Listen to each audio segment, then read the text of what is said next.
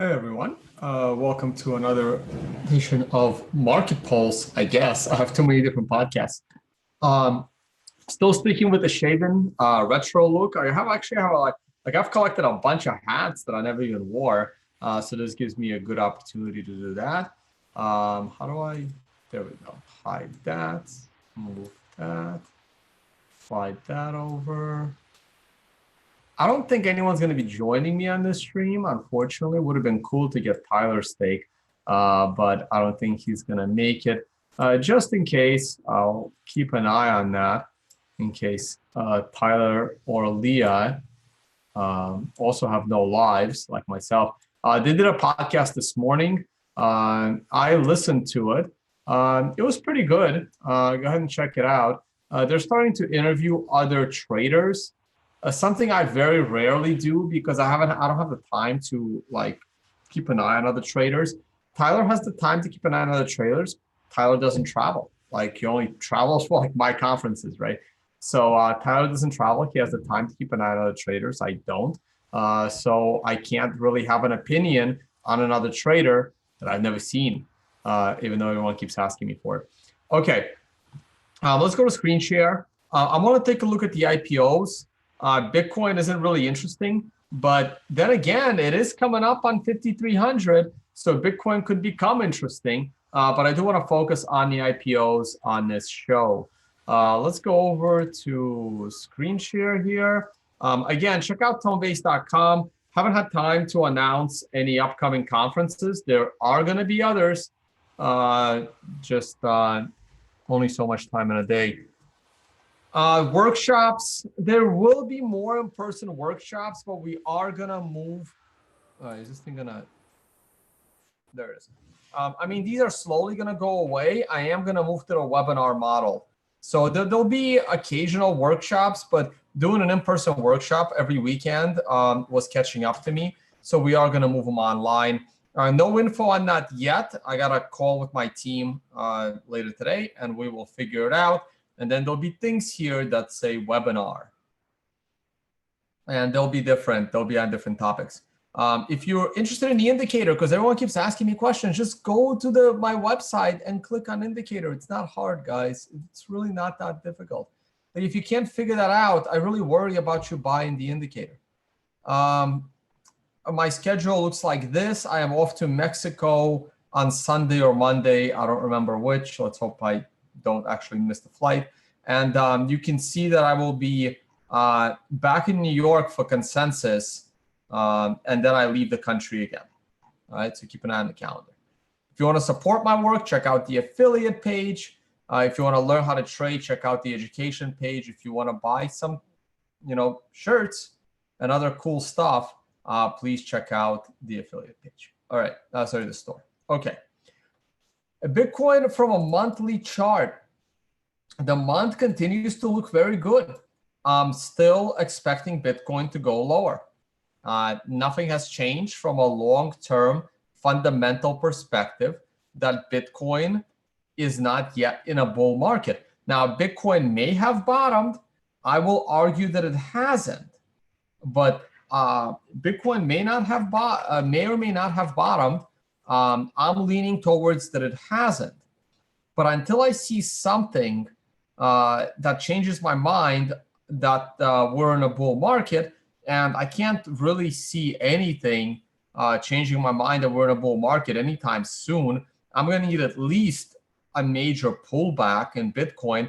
And if that pullback comes after we hit 8,000, then the pullback comes after we hit 8,000.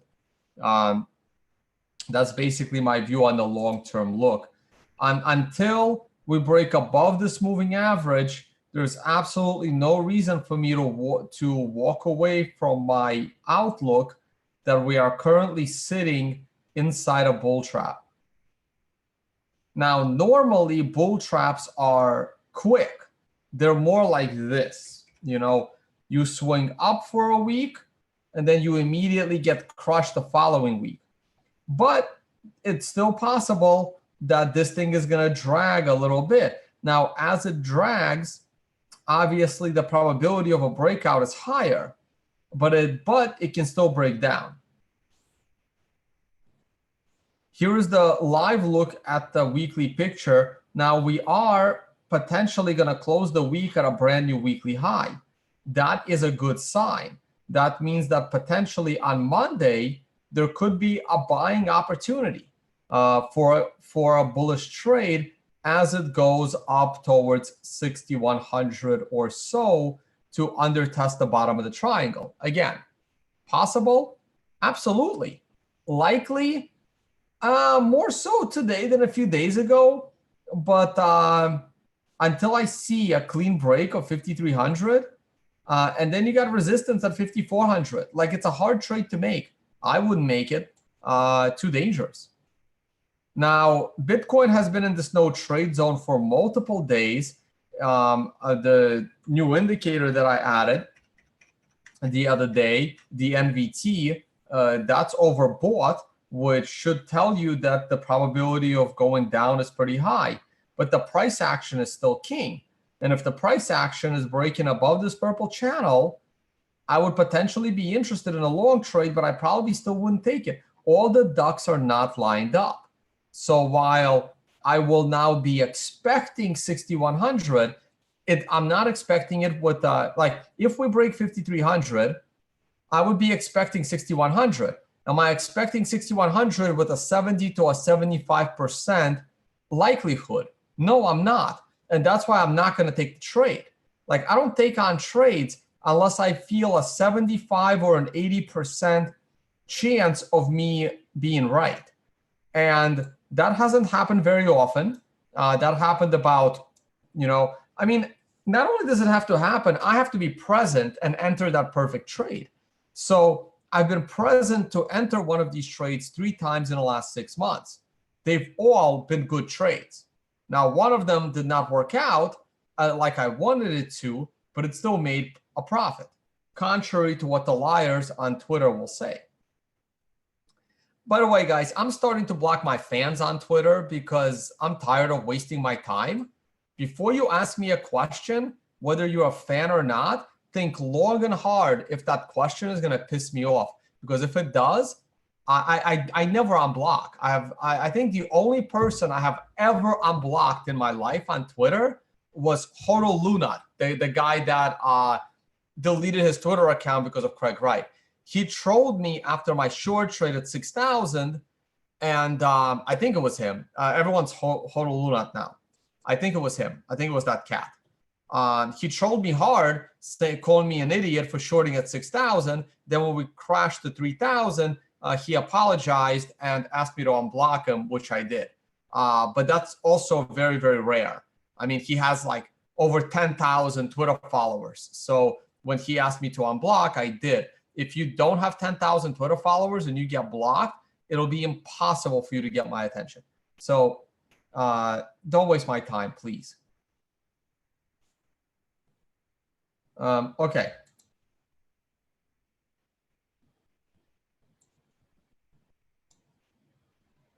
So here we are on a 12-hour chart. The 12-hour chart is on a 6. The daily chart is also on a green 3 going above a green 2 and a green 2 and above a green 1. The problem is we're still in this no trade channel. And while the closer we get to the top of the channel, the larger the probability that we will break out.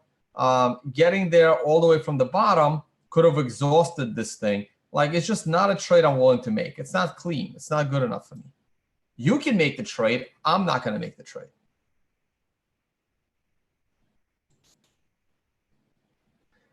I see live comments. You don't have to wonder what I'm going to say about a garbage scam coin. It should be obvious.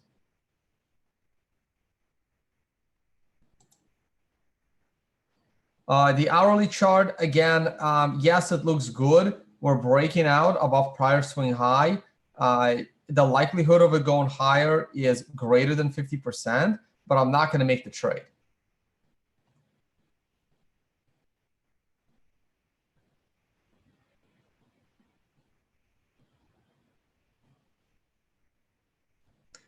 Someone is asking me if I had the time to evaluate the sequential on other closing times. Of course not. I don't have that kind of time. That would require nonstop analysis, probably a month of work at full-time work. So no, I'm not even considering doing that. And the results may be useless, right? Like I'll spend, like if I'm going to make a trade, I'll spend a month or two full time analyzing the, the trading strategy. But I need to have some kind of conviction that me spending a month or two of analysis is going to yield something positive. Trying to evaluate sequential on a different closing of a candle is potentially an infinite amount of work with absolutely zero expectation of being useful. So I would never ever set off on that task. But please let me know how your results turn out.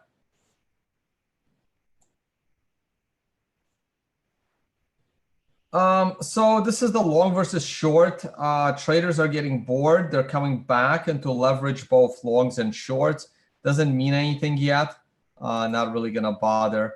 GBTC is doing well, going up. Again, I'm not in GBTC at the moment, so we're gonna hold off until either the premium crashes or the price crashes. Because I can't short GBTC in a retirement account. We're gonna talk, oh, by the way, the epic episode of the debate, Tyler and I versus Willy Woo, Murad, and David Paul. I'm not sure if Zen's going to be on it. I haven't been able to get a hold of him. That's coming Saturday morning, Saturday, 11 a.m. Gold continues to just puke out a lung here. And but the 9's coming next week, so you could have some relief as a gold bug for potentially one more chance to sell your gold bags before the highest probability outcome of it going under $1,000. The S&P is rebounding today. I was kind of hoping the S&P would take a nosedive today, mostly because I'm trying to get into a good lift trade. So I really need lift under 50 bucks. So I was kind of hoping that with yesterday's down day, that today and the opening today was kind of bearish. I was kind of hoping that it would take out. I was kind of hoping that it would like pull back a little bit more, just so we can drag the entire market with it, so I can enter the perfect lift trade.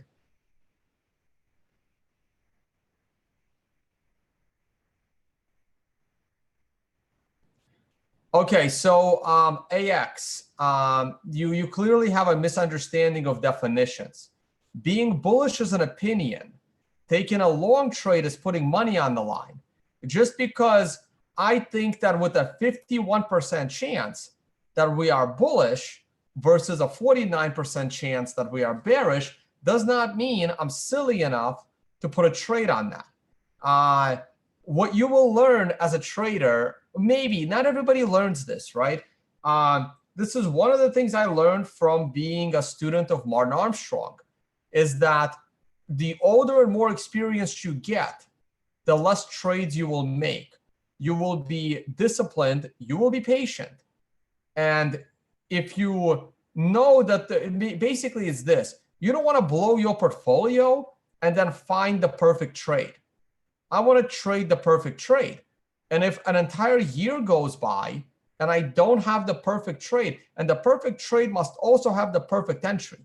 If an entire year goes by and I don't see a perfect trade, I'm not going to take the trade. So being bullish and being in a bullish trade are so light years apart from each other that if you can't understand that, the last thing you should be doing is trading. It's the first thing I teach in my workshop.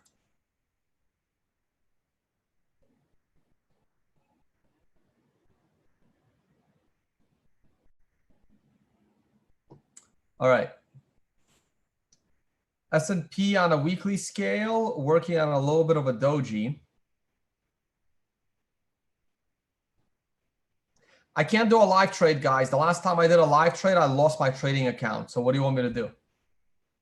You want me to lose another trading account?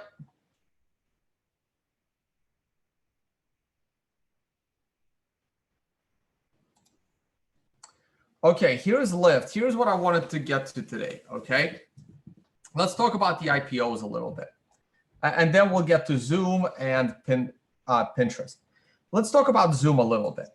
Sorry, let's talk about, let me start again. All right, let's get back to looking at what's going on with Lyft on a daily basis. So it's so unfortunate I did not pull up Lyft early in the morning on this day on April 10th. This was the most obvious short trade you could have possibly made. I would not have made this short trade because I didn't have the opportunity to, mostly because I traded my retirement account and you're not allowed to short. Now, I didn't actually know there were puts at the time. I probably would have taken the put in a spread trade because the implied volatility is out of control. But anyway, now I'm getting into the weeds of trading, which is not for a free YouTube channel. So this candle yesterday, so yesterday's candle might have taken me out of the perfect trade on Lyft, which is unfortunate. If only this candle was in the opposite direction, I would have been eyeing a trade on Lyft as early as today. But because the 7 candle on Lyft reversed Lyft earlier than I was willing to put money into Lyft, it creates a bit of a dilemma. Now, today's candle is now pulling back, but the market's going to close in 2 hours.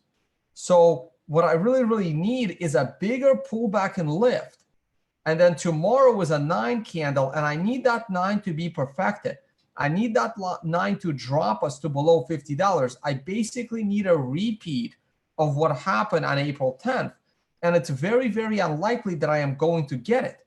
Not only do I need a repeat of what happened on April 10th, I need a candle more similar to this candle number 4 that gives me a wick at the end of the day on Friday, or a candle similar to the candle from April 3rd, which is the doji candle, and I need that candle at the lows. Now, I am willing to put money into Lyft as low as $50 a share, but I'm not going to put money into Lyft at $58 a share.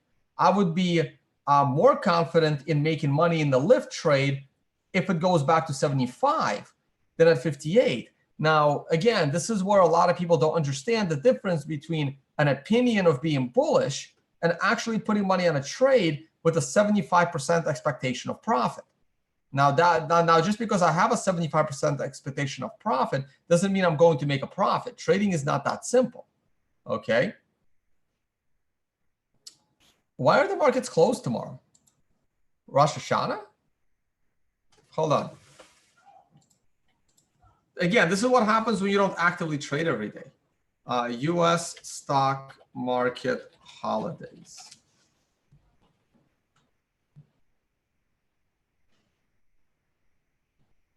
What's going on?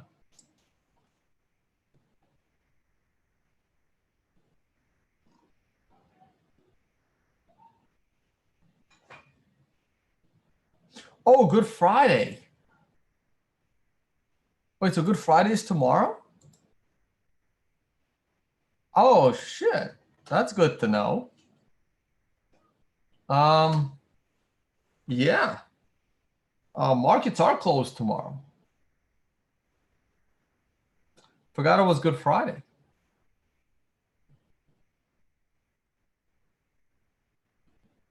Yeah, so I have to wait. So we're not going to get a 9 tomorrow. We're going to get a 9 on Monday. Monday is going to be interesting. Yeah, that's interesting. Hey, thanks for the heads up. Who told me that?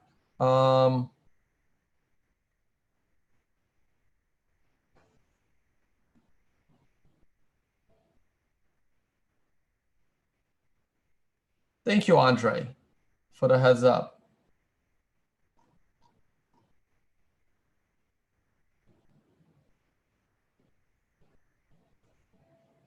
All right, so that means, oh, that's interesting. Man, why would Zoom and Pinterest IPO the day before a holiday?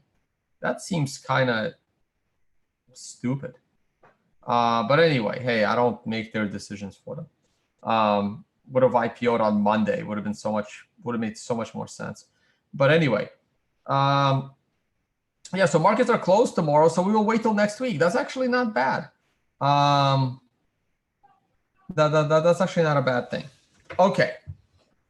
So that's pretty much lift. That's pretty much lift. We're gonna wait and see. We will reevaluate.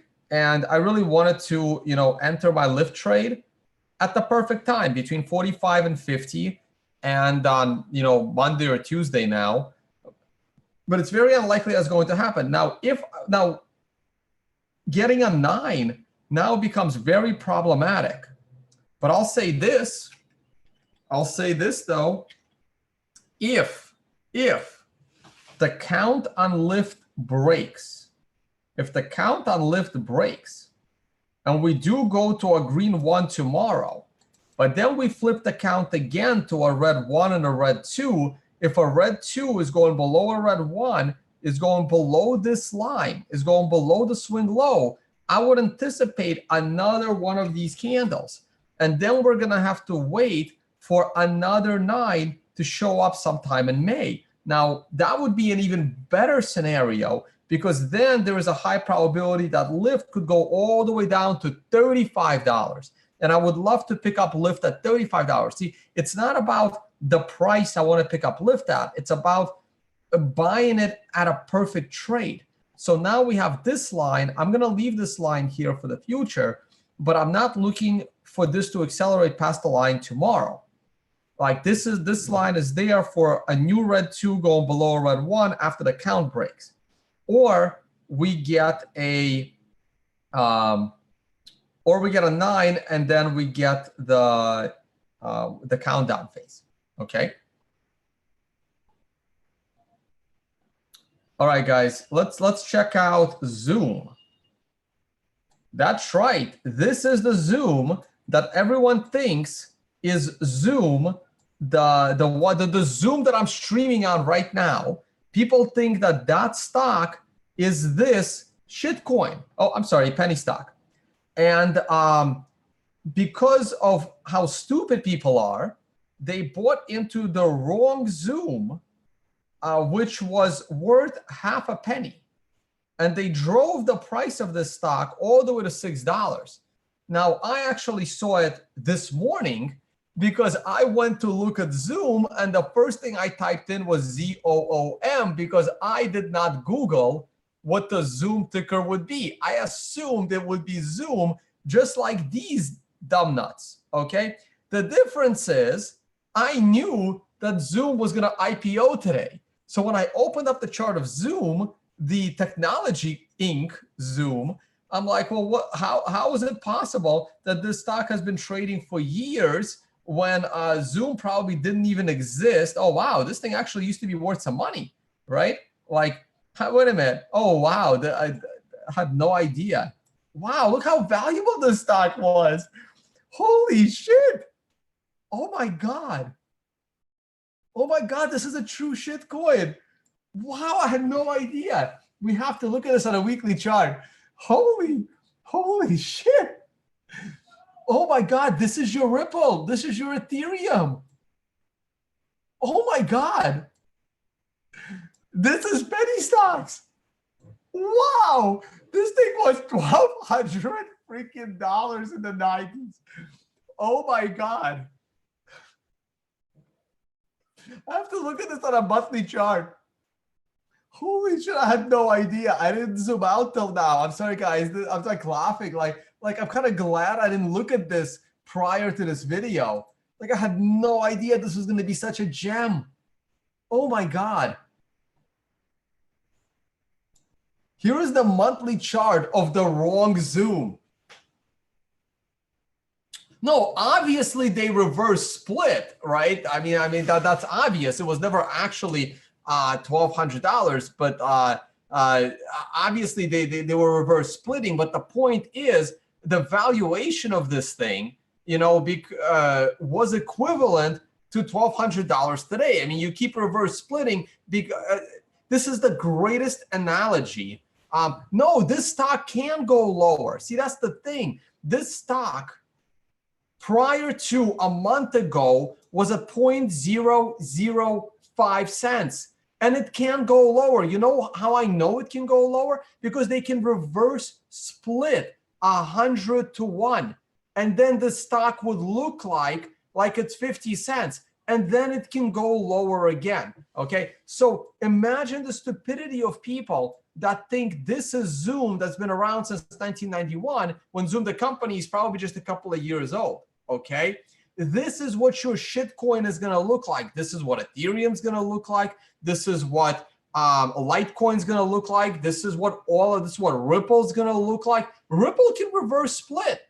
It's a centralized token. They created 100 billion of them. They can reverse split easily.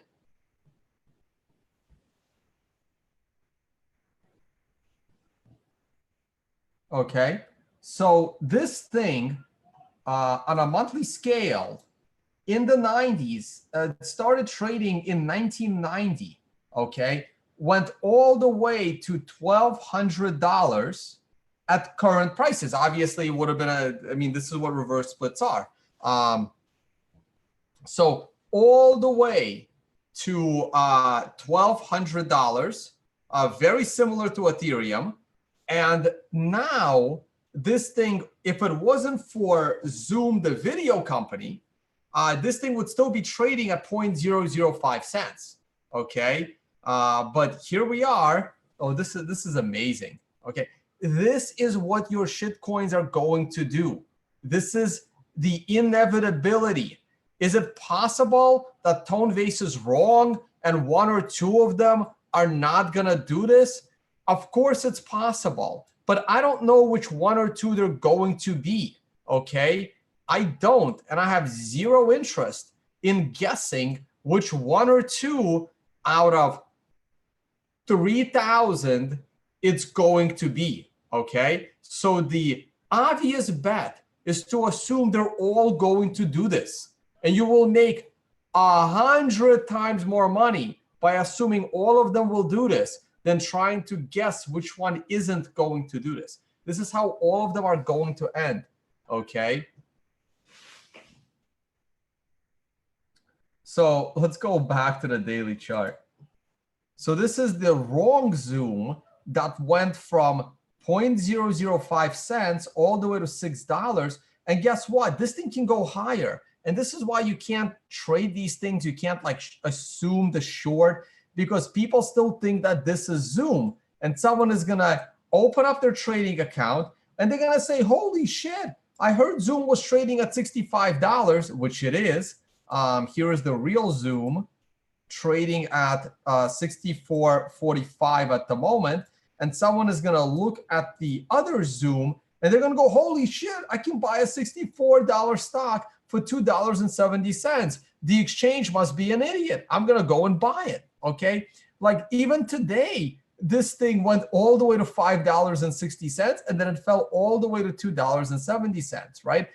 Please, you can go and trade it right now. You can take a shot, right? You can buy 1,000 shares right there at $2.85. But within 5 minutes, this thing can fall back to zero or it can go up to $100. Okay. Like you don't know what's going to happen. I don't know what's going to happen. I don't trade penny stocks for this reason. They are unpredictable. So I don't trade them. I don't mind trading Bitcoin. Bitcoin is somewhat predictable. I do my best, but I can't predict the penny stocks other than they're worthless and they shouldn't be traded. Now, is this company worthless? Probably not. They probably have some intellectual property. The stock is obviously still liquid. The stock is obviously still trading. The company's been around for 30 years. I'm sure they're doing something. You know, I'm sure they have employees. And maybe this stupidity of thinking that it's ZM will, you know, get the stock rolling again. You know, many of the C-level managers of the stock just became millionaires or billionaires thanks to you guys that didn't realize they were buying into the wrong stock, and they probably dumped it. Because see, this is the thing. If stupidity brings your stock from 0.05 cents all the way up there, the insiders of that company, they're not responsible for your stupidity unless they were promoting ZOOM as Zoom, the video company, and then the SEC should, you know, call the Justice Department and have these people arrested, right? Like if the insiders were pumping and pretending that ZOOM is ZM, then they should be, held accountable for financial fraud. Okay. Now, we don't have this kind of regulation in the crypto space. That's why Bcash and Bitcoin Gold and Bitcoin SV and all the other Bitcoin forks can go claiming that they're Bitcoin because there's no regulation to hold them financially accountable. Yeah, Twitter IPO also, there's a company called Twitter. And when there was like a buyout announcement that Twitter might get bought out by another company, everyone went and started buying up the stock of Twitter, which is a completely different company, which was also a penny stock. And that stock went from like a penny all the way up to like $5, right? Again, it's the stupidity of people. So let's talk about Zoom. Zoom was supposed to open at $35. Zoom was supposed to open at $35 to $36 or something like that. I was looking for Zoom when I got back home this morning. I got in at like I got on the door at like 10:30. I was still watching Tyler, and I go to try to find the price of Zoom, and I'm like, what's going on? I thought I was the idiot. I thought I was the idiot. I'm like, I know Zoom was supposed to have its IPO today. It's like 11 a.m. Why isn't it trading? And then I get a notification from my broker saying, because I had Zoom on watch, and they're like, Zoom just resumed trading, because Zoom was supposed to open at $35, which would have been a pretty good buying opportunity at the opening IPO price, because unlike Lyft and other companies or Pinterest, Zoom is actually profitable right now. Unlike any altcoin or any ICO, Zoom is actually profitable. So Zoom is a much better trade. But Zoom opened at 100% premium to the, and like Wall Street got this one wrong, right? Zoom was supposed to open at $35, and I would have been happy. I would have been interested in buying Zoom at the IPO price, because I kind of understand how these things work. Unfortunately, it opened at $65, and I am now looking for a 50% correction of Zoom, even though it's a profitable company, and I think Zoom's going to do well. I know I pay them a shit ton of money, and I saw how much I have to pay them in order to get rid of that Zoom logo, and I think I'll be giving my customer rep a call, because that's just outrageous. So I know how much money Zoom makes because I pay them money, right? Like, just think about it, guys. How in the world do you think that the stock market is overvalued? How often do you use Amazon? How often do you use Google? How often, like, I use Zoom every day, right? I know you don't, but I do, and other people like me use Zoom every day, right? How often do you use stocks that you think are overpriced, yet for some dumb reason, you think that Tron and EOS and all this other garbage is actually a good investment, when you never actually use them other than speculating in them, okay? So I think Zoom is probably overvalued. Today is the day before a holiday, lots of weird stuff going on. We will keep an eye on Zoom the way we're keeping an eye on Lyft. I would love to pick up Zoom in a similar position as Lyft after it goes down, maybe not all the way down to $30, but maybe if Zoom goes down to the $40 area, I might be interested in picking up Zoom. I mean, there's lots of money that can be made on this. Would I short Zoom here? Probably not. I wouldn't take a chance at shorting this, mostly because Zoom is a profitable company. Now we can compare that to Pinterest. Pinterest also ICO'd today, but as you can see, it ICO'd at 24. Now I'm actually not sure what the opening price was going to be. So sorry, what's the PINS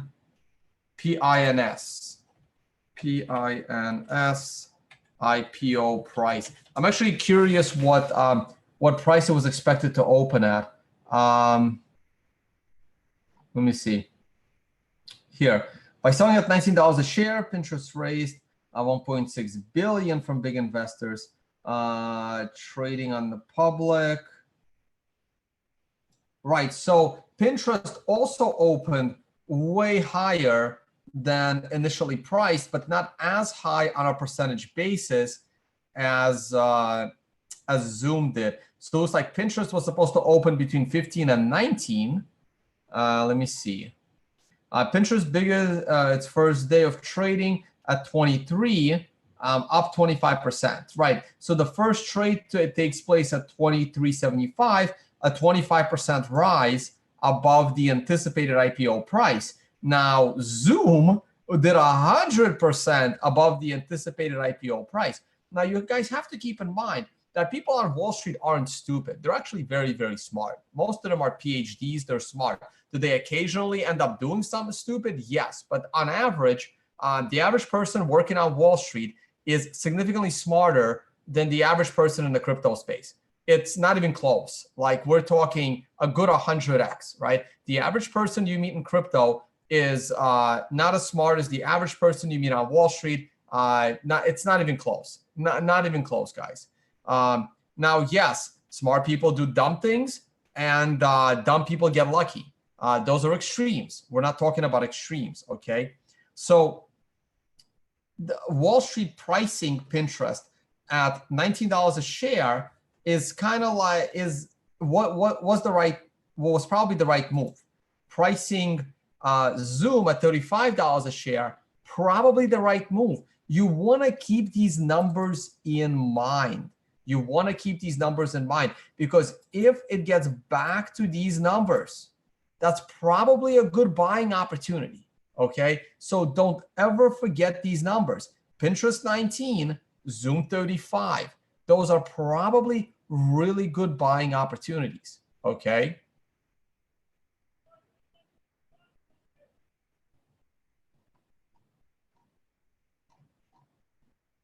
I actually have no idea how Pinterest makes money, or if they even make money. But anyway, it doesn't matter, right? I mean, you trade the chart. It doesn't really matter. So Pinterest is having an up day.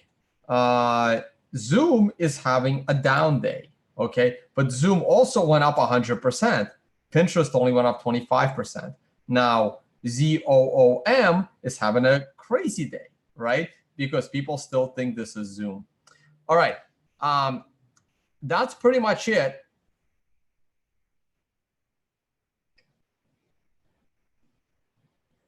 That's pretty much it for me. We can glance back at the Bitcoin chart.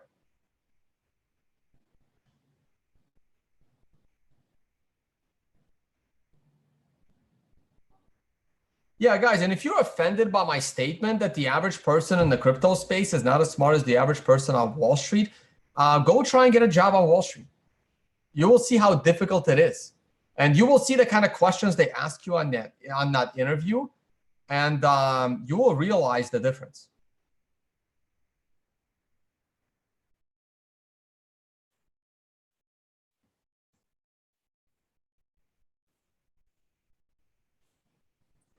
Yeah, so again, as long as Bitcoin stays under 5330, it's not 5230, 5350, it's not interesting to me.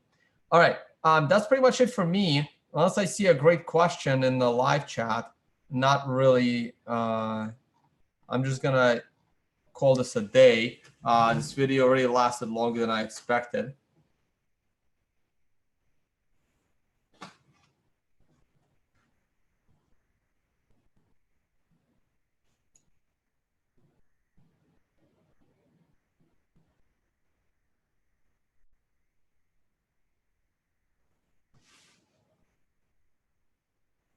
Oh, would I hold SPX into the weekend?